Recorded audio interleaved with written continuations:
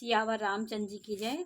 देखिए भगवान रामचंद्र जी ने कहा भरत जी से कि तुम वही कार्य करो और मुझसे भी वही कार्य कराओ जिससे सूर्य कुल के रक्षक बनो। हम दोनों सूर्य कुल रक्षक बने और साधन के लिए यह एक ही आज्ञा पालन रूपी साधना संपूर्ण सिद्धियों की देने वाली कीर्तिमयी सदगति और ऐश्वर्यमयी त्रिवेणी है।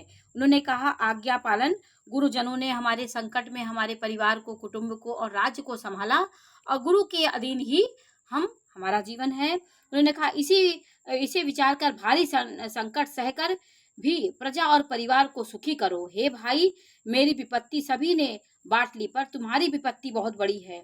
ये कह रहे हैं कि तुम्हें वो दुख सह के भी प्रजा का पालन करना है। तुमको कोमल जानकर मैं कठोर वचन कह रहा हूँ कि हे तात, बुरे समय में मेरे लिए कोई अनुचित बात नहीं है और कुअवसर में श्रेष्ठ भाई की सहायता होती है। वज्र के आघात भी हाथ से ही रोके जाते हैं। उन्होंने कहा कि सेवक हाथ पैर नेत्रों के समान और स्वामी मुख के समान होना चाहिए। उन्होंने कहा, तुलसीदास जी कहते हैं कि सेवक स्वामी की ऐसी प्रीति की रीत सुनकर सुकवि उसकी सराहना करते हैं। भरत जी को परम संतोष हुआ। रामचंद्र जी की वाणी सुनकर प्रेम मग्न हो गए और प्रेम रूपी समुद्र में सब ने गोते लगाने लगे। प्रेम समाधि लग गई। दशा देखकर सरस्वती भी चुप रही। ऐसी रामचंद्र जी की नीति और धर्म की बातें सुनकर सरस्वती भी कुछ नहीं बोली और भरत जी को परम संतोष हुआ। स्वामी के सम्मुख अनुकूल होते ही उनके दुख दोषों ने मुंह फेर लिए, मतलब सारे दुख दोष छोड़कर उनको भाग गए। उनका मुख प्रसन्न हो गया और मन का विषाद मिट गया, मानो गूंगे पर सरस्वती जी की कृपा हो गई हो। ऐसा भरत जी को एहसास हुआ।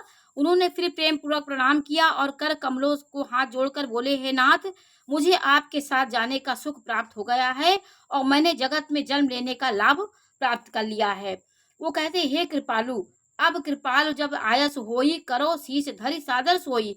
उन्होंने कहा, हे कृपालु, अब जैसी आज्ञा हो उसी मैं सिर पर धरकर आदर पूर्वक करूं। हे देव, आप मुझे वह अवलंबन कोई सहारा दे जिसकी सेवा मैं अवधि का पार कर जाऊं। उन्होंने कहा कि कोई अवलंबन आप मुझे दीजिए जिसके सहारे मैं 14 वर्ष आप उनको देख करके मैं 14 वर्ष का समय काट लूं और आप कोई ऐसी निशानी मुझे दीजिए जिसको देखकर मैं अवधि को पार कर जाऊं, मतलब अवधि को 14 वर्ष बिता लूं। हे देव स्वामी, आपकी अभिषेक के लिए गुरु जी की आज्ञा पाकर मैं सब तीर्थों का जल लाया हूँ, उसके लिए क्या आज्ञा है। उन्होंने कहा, सब तीर्थों का मैं जल लाया हूँ, उसके लिए क्या आज्ञा है आप बताइए। तो रामचंद्र